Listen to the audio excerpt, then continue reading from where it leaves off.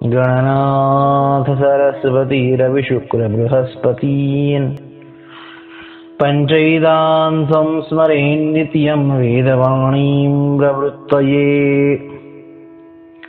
ज्ञान संजीवनी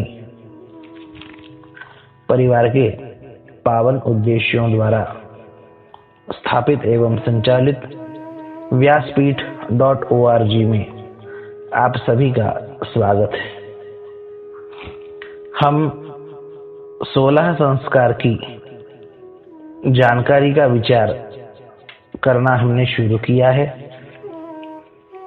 उसी के अंतर्गत संस्कारों का स्वरूप और उनका महत्व आशय, इसका प्रास्ताविक विचार हम कर रहे हैं। इसीलिए हम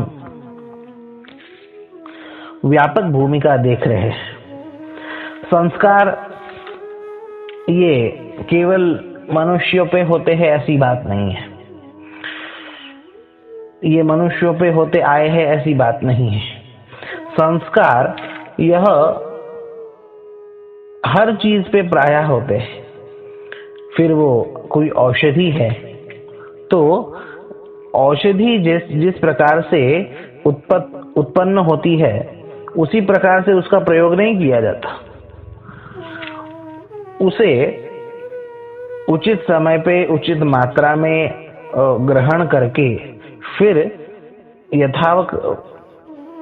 अवकाश उस पे प्रक्रिया करके फिर वो प्रक्रिया, उसका रस निकालना हो, उसे घोटना हो, उसमें और कुछ चीजें मिलाना हो इत्यादि नानाविध रूप से उस पे प्रक्रिया करके फिर उस औषधि को बनाया जाता है। उस प्रक्रिया करने का ही नाम संस्कार है। इस प्रकार आप धातु इत्यादि देख लीजिए। सोने की बात है, सोना जिस प्रकार से जमीन से निकलता है उसी प्रकार से उसका ग्रहण नहीं होता, उसे तपाया जाता है, उस पर भी कुछ प्रक्रिया की जाती है, वह सोने के संस्कार है। इस प्रकार नानाविध धातुओं के संस्कार है, औषधियों के संस्कार है। मनुष्यों की क्या चले, पशुओं के भी संस्कार होते हैं। जिस प्रकार घोड़े इत्यादि पशु है, सामान्य रूप से प्राप्त होने वाले, दिखने वाले, इधर उधर घूमने वाले घोड़ों की कीमत प्रायः कुछ नहीं होती।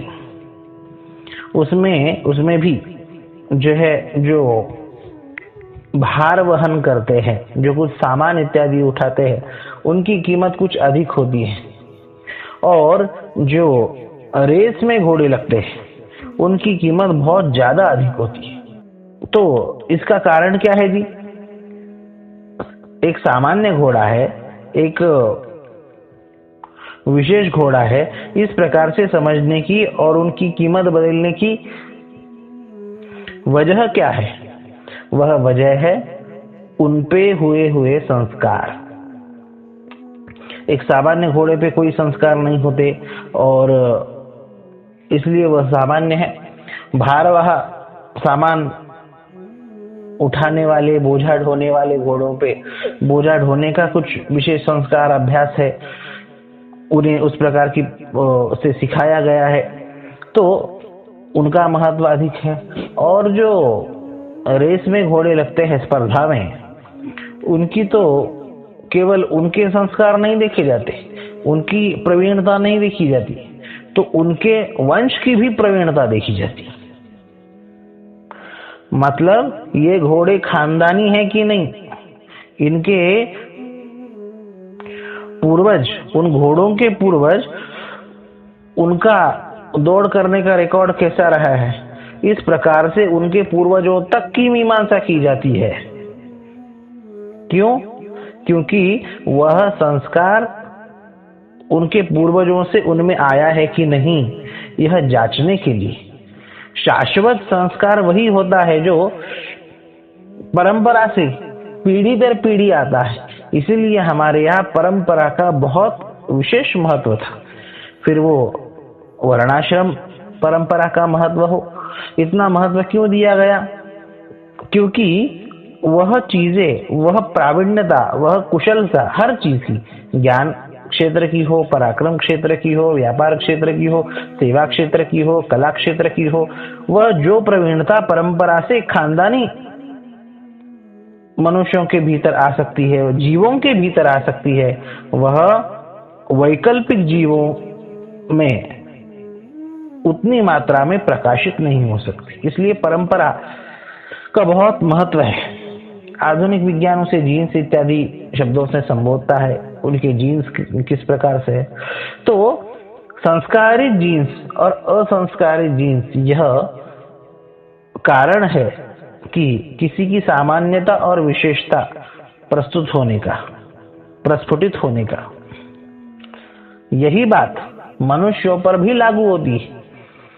हमारे शास्त्रकारों ने कहा कि जन्मना जायते शूद्रः संस्कारात् द्विज उच्यते। जन्म से तो सभी सामान्य है, पर जिसका दूसरा जन्म होता है वह विशेष है। अब दूसरा जन्म ये किस प्रकार से मानेंगे, तो दूसरा जन्म एक विशिष्ट प्रक्रिया से मनुष्य को प्राप्त होता है। फिर वो प्रक्रिया भी भिन्न भिन्न रूपों में मनुष्य के सामने आती है। कभी आपने भी सुना होगा, कोई कहते हैं कुछ अपनी अनुभूति बताते हुए कि यह घटना घटी और मेरा जीवन बदल गया। यदि इस पे विचार करेंगे तो यह बात स्पष्ट होती कि कोई घटना घटने से, कोई साधु संग होने से, सत्संग होने से, कुछ विशेष प्रेरणादायक ज्ञान इत्यादि मिलने से होता यह है कि उस मनुष्य के संस्कार बदलते हैं और फिर उसका जीवन परिवर्तित हो जाता है। कहने का मतलब कि संस्कार के बिना मनुष्य में कोई दिव्यता नहीं आ सकती। फिर वो संस्कार किसी भी स्वरूप का हो सकता है। जिस प्रकार पिछले व्याख्यान में हमने यह बात बताई कि संस्कार अनेकानेक हैं, उनमें 48 मुख्य है और उनमें भी 16 अति मुख्य है। तो किसी भी प्रकार से क्यों न हो, पर संस्कारों के द्वारा ही मनुष्य दिव्यता को प्राप्त करता है, यह सिद्धांत है। अभी संस्कारों के मुख्यतः 2 रूपों को हम देखेंगे। एक है संस्कारों का बाह्य स्वरूप और दूसरा है संस्कारों का आंतरिक स्वरूप। सबसे पहले बाह्य स्वरूप का विचार करेंगे। बाह्य स्वरूप वही है जो प्रायः विधि विधान, कर्मकांड इत्यादियों में देखने मिलता है। बाह्य स्वरूप यही इस समय अधिक प्रचलित है, जिसमें मंत्रों का प्रयोग अधिक मात्रा में मुख्य तौर पे होता है। और सृष्टि का सिद्धांत यह है कि नाद सृष्टि को प्रभावित करता है, स्पंदित करता है। फिर वो जिस प्रकार का नाद है, इस पे निर्भर है कि सृष्टि के कौन से स्पंदन सकारात्मक या नकारात्मक किस प्रकार से स्पंदित होंगे। पर सृष्टि की उत्पत्ति के आदि में भी नाद का अस्तित्व था। हमारे परंपरा में तो यह सिद्धांत है ही।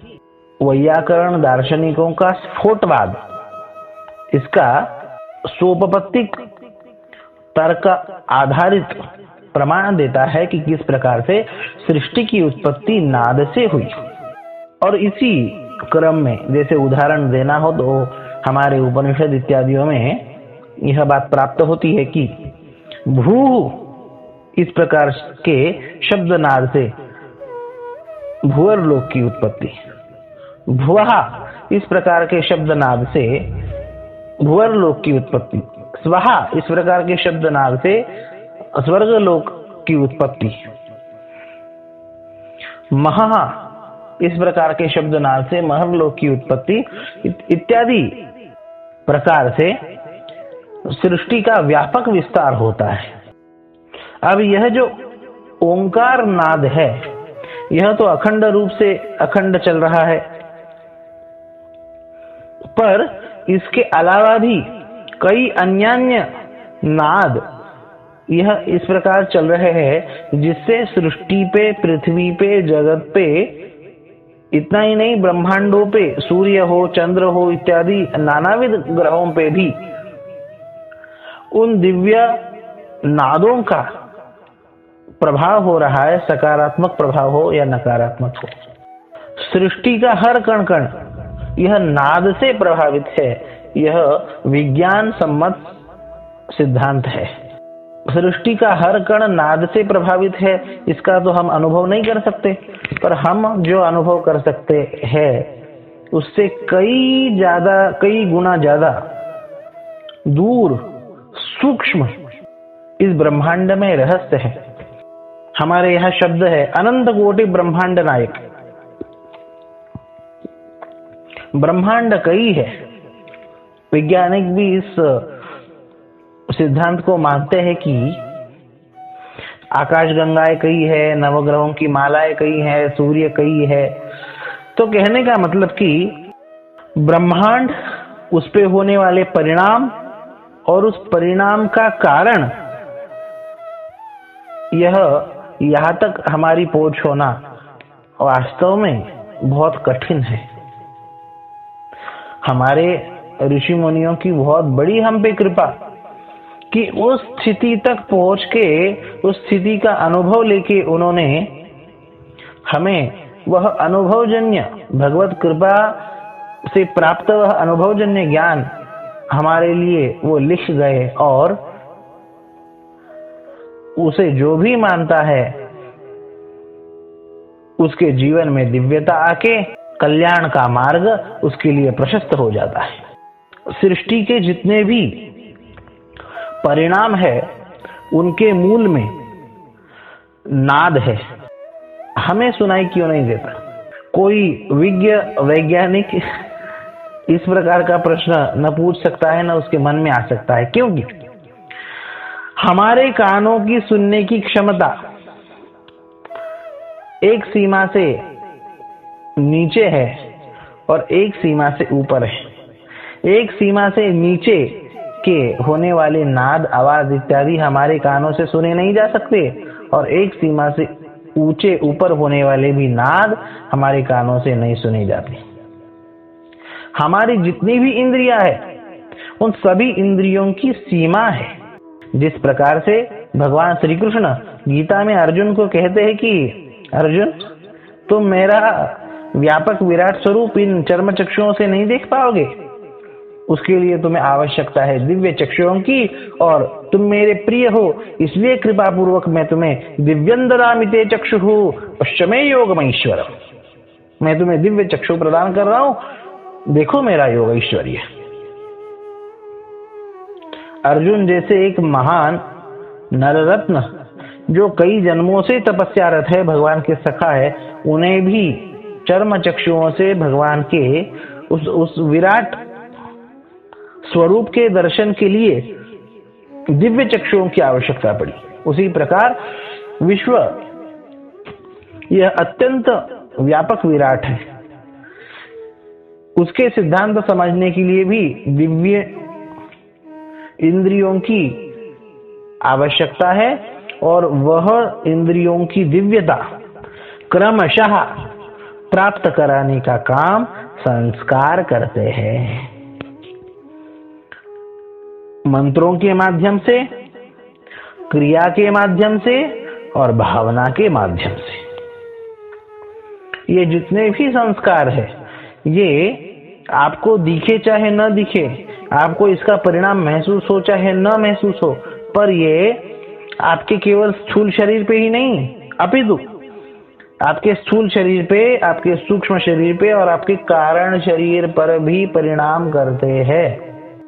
आपके ऊपर जब विधिवत संस्कार होते हैं, संस्कार के व्रतों का ग्रहण करके तदनुकूल अपना जीवन यापन करते हैं, तब आपका सूक्ष्म शरीर प्रभावित होता है, उसके पश्चात आपका स्थूल शरीर प्रभावित होता है और अंततः कारण शरीर प्रभाव प्राप्त करके अज्ञान का हमेशा हमेशा के लिए निराश होके मनुष्य आत्मस्थ होके, तत्वस्थ होके, आत्माराम पूर्ण काम होके कृतार्थता को प्राप्त करता है, मनुष्य जीवन के लक्ष्य को प्राप्त करता है। इसलिए आवश्यकता है संस्कारों के विधिवत संपन्न होने की। संस्कारों का बाह्य स्वरूप जब हम देख रहे हैं तो उसमें प्रधानता होती है मंत्रों की, क्रिया की, देवताओं के पूजन इत्यादि की, देवताओं के हवन इत्यादि की। उससे क्या होता है जी, उस जीव को उन देवताओं के आशीर्वाद प्राप्त होते हैं। वह देवता आशीर्वाद तो देते हैं, अपनी शक्ति प्रदान करते हैं और उस जीव के ऊपर आने वाली बाधाएं, विघ्न इत्यादियों को दूर करते हैं। वो देवता दूर करते हैं। इसका कारण एक यह भी है कि भावना तो है ही, पर यदि किसी को उन क्रियाओं की, भावनाओं का पता न चले, उन देवताओं के स्वरूप का पता न भी हो, तब भी यह घटना घटित होती है, क्योंकि देवता मंत्राधीन होते हैं, देवता मंत्रों के अधीन होते हैं। और जब मंत्र पाठ होता है, मंत्रों से वह देवता आवाहित होते हैं, आशीर्वाद देने के लिए प्रवृत्त होते हैं और उन देवताओं को हमारी पूजा पहुंचती है, हमारा यज्ञ पहुंचता है। यज्ञ में तो भगवान को प्रत्यक्ष रूप से खिलाया ही जाता है देवताओं को। तो यह सब होता है मंत्रों के प्रभाव के कारण। इसलिए संस्कारों की, उनके बाह्य स्वरूप को भी उतना ही महत्व दिया जाना चाहिए जितना उनके आंतरिक स्वरूप को महत्व देते हैं। विधिवत जब कोई संस्कार होता है तब अपने आप आंतरिक रूप से संस्कारों का वह लक्ष्यभूत दिव्य भाव अपने आप जागृत होता है। यह बताने की आवश्यकता इसलिए है कि कभी कभी उपासना मार्गी, भक्ति मार्गी या ज्ञान मार्गी कभी कभी यह कहते कि भगवान तो भाव के भूखेले है, इन सब बाकी कर्म कांडों से हमें क्या लेना देना, क्यों ये झंझट हमारे पीछे लगाई जा रही है। या ज्ञान मार्ग ही तो सीधे कह देते हैं कि हम तो ज्ञान में प्रतिष्ठित है, हमें इसकी कोई आवश्यकता नहीं, हम तो ऊंची सीढ़ी के हैं। पर उन्हें भगवान आद्य शंकराचार्य जी के द्वारा उद्धृत बृहदारण्यक के भाष्य में कही गई स्मृति पंक्ति का अनुशीलन करना चाहिए कि महायज्ञश्च यज्ञैश्च ब्राह्मीयं क्रियते तनुः। इन बाह्य रूप से भी जो यज्ञ, महायज्ञ इत्यादि है, उनके द्वारा अपना शरीर ब्राह्मी बनाया जाए और फिर वह ब्रह्म ज्ञान के या आपके लक्ष्य को प्राप्त करने योग्य होता है। वेदांत का यदि विचार करें तो उसमें भी यही बात आती है कि कर्म और भाव ज्ञान, यह दोनों जब एकत्रित होते हैं तभी परिपूर्णता है। दोनों में से यदि एक का भी अभाव है तो भी अपूर्णता है। ईशावास्य में, उपनिषद में यह बात स्पष्ट आई कि विद्यांचा विद्यां चजस्तद्वेदो भयज्ञो सह अविद्यया मृत्युं तीर्त्वा विद्यया मृतमश्नुते। भाव, ज्ञान और कर्म, ये दोनों, या कर्म या उपासना ऐसे समझ सकते हैं, ये दोनों जब एकत्रित होते हैं तब जाके परिपूर्णता की फल सिद्धि होती है, अन्यथा नहीं। किस प्रकार से नहीं, इसके भी दृष्टांत ईशावास्य उपनिषद में दिए है कि अंधंतमः प्रविशन्ति ये संभूति उपासते, या अंधंतमः प्रविशन्ति ये विद्या उपासते। दोनों अलग अलग तरीके से यदि रहे तो किस प्रकार से अपूर्ण है। यह इन मूल मंत्रों में बताया गया। अतः कहने का तात्पर्य कि किसी भी कर्म का, कर्म कांडों का या संस्कारों का बाह्य स्वरूप और आंतरिक स्वरूप दोनों की रक्षा होके दोनों का एक साथ अनुष्ठान होना आवश्यक है। संस्कारों के या अन्य भी कर्मकांडों के बाह्य स्वरूप में होने वाली क्रियाएं, वह दिव्य मंत्रोच्चारण, वो वेदों के हो, पुराणों के हो, आगम के हो इत्यादि मंत्रमय नादों में वह दिव्यता होती है कि वह किसी न किसी प्रकार का शक्तिपात उस जीव पे करके उसे आगे बढ़ाते हैं। कोई भी संस्कार, वो गर्भधारणा संस्कार से लेके हो या विवाह तक इत्यादि, या अन्य भी 48 या उससे भी ज्यादा संस्कारों में आप जाए, तो कोई भी संस्कार आप यदि उसका विचार करें तो वो कुछ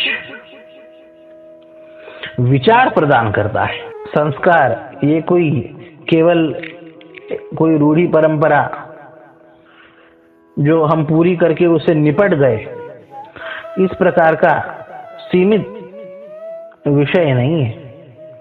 कोई भी संस्कार आप देख लो, वह आपको जीवन का कोई एक दिव्य विचार प्रदान करता है और उस संस्कार होने के समय से लेके आपको कुछ व्रत ग्रहण करने को कहता है, आपको कुछ दिव्य दायित्व प्रदान करता है, जिससे आपका जीवन प्रकाशमय हो जाए।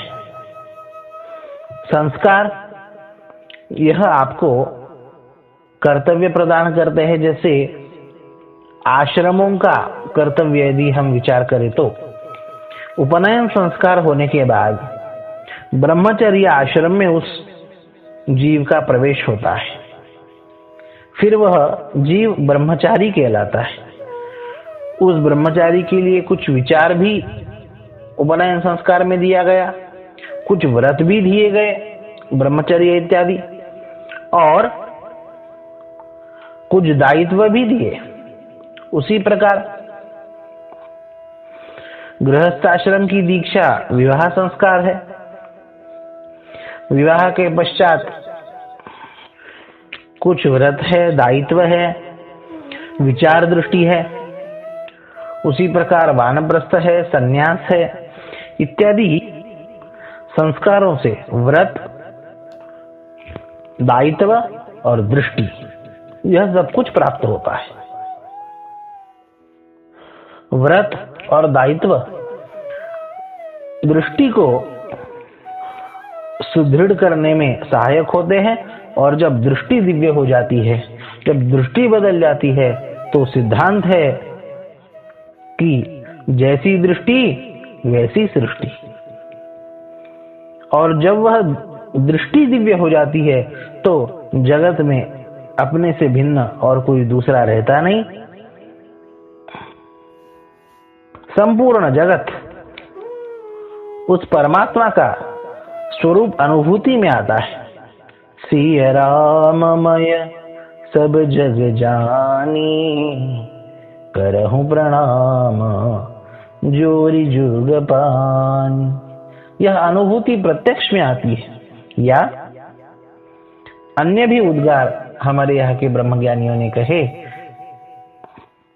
कि वह दिव्य दृष्टि प्राप्त होने के पश्चात अपने अलावा और कुछ दिखता नहीं, अपने आत्मस्वरूप के अलावा।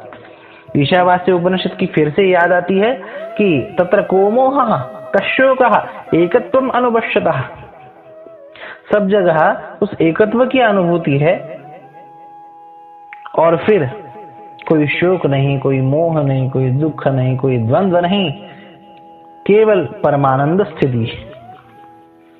चिदानंद रूपाः शिवोऽहं शिवोऽहं, चिदानंद रूपः शिवोऽहं शिवोऽहं।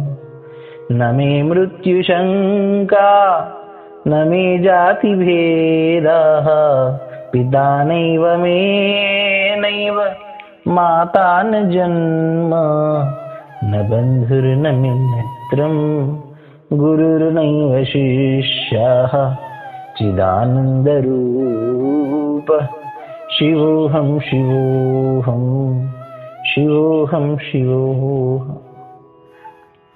वह दृष्टि बदलने के बाद संपूर्ण जगत यह उस आनंद से लबालब भरा हुआ उसकी अनुभूति होती है। अन्य भी शब्दों में संतों ने कहा, सिद्धों ने कहा, आत्मज्ञानियों ने, ब्रह्मज्ञानियों ने कहा कि उस ज्ञान दृष्टि के बाद इस प्रकार का आनंद, इस प्रकार की मस्ती होती है कि अपने अलावा कुछ दिखता ही नहीं। जैसे आईने में हम अपना ही चेहरा देखते हैं, वैसे इस विश्वरूप दर्पण में अपना ही स्वरूप सर्वत्र दिख रहा है, ऐसी अनुभूति होती है। मुझे मेरी मस्ती कहाँ लेके आई, मुझे मेरी मस्ती कहाँ लेके आई, जहाँ मेरे अपने सिवा कुछ भी नहीं, जहाँ मेरे अपने सिवा कुछ भी नहीं, मुझे मेरी मस्ती कहाँ लेके आई। यह अवस्था प्रदान करते हैं हमारे सभी संस्कार, अपितु यह अवस्था प्राप्त होना यही संस्कारों का चरम लक्ष्य है। और अंतर्बाह्य रूप से जब इन संस्कारों का आचरण होता है, बाह्य विधि विधान के अनुष्ठान से और आगे व्रताचरण के और विचार चिंतन के माध्यम से, तो निश्चित यह दिव्यता प्राप्त होती है। और इतना ही नहीं, मनुष्य जीवन का चरम लक्ष्य प्राप्त होता है, इतनी बात नहीं, उसे सब कुछ जो भी मनोवांछा है सब कुछ प्राप्त हो जाती है। धर्म है, अर्थ है, काम है, मोक्ष है, नानाविध इच्छाएं है, धन संपत्ति है, पद प्रतिष्ठा है, इत्यादि सब कुछ उसे प्राप्त हो जाता है। जिसका जैसा संकल्प है, जाकी रही भावना जैसी, प्रभु मूर्त देखी दिन देसी, उसी प्रकार प्रभु उन जीवों को वह कामना प्रदान करते हैं उन संस्कारों के निष्ठा पूर्वक आचरण करने से। इसलिए हम सबको चाहिए कि निष्ठा पूर्वक हमारी वैदिक सनातन धर्म की परंपरा ने बताए हुए इन संस्कारों का आचरण करके अपने जीवन में लावे। यह हुई संस्कारों की भूमिका प्रस्तावना। इसे आगे होने वाले संपूर्ण व्याख्यान सत्रों में पहले इसे अच्छे से बुद्धिस्थ रखें, तब जाके आपको आगे कही जाने वाली सभी चीजों का महत्व समझ में आएगा। और अब आगे से हम सीधे संस्कार के व्याख्यान को प्रारंभ करेंगे। एक एक करके हर संस्कार पे विशेष प्रकाश डालने का प्रयास प्रभु कृपा से हम करेंगे। अगले व्याख्यान में पहले संस्कार पे चर्चा होगी, जिसका नाम गर्भाधान संस्कार है। उसी पे विचार अगले व्याख्यान में होगा। हरिओम तत्सत, हरिओम तत्सत, हरिओम तत्सत।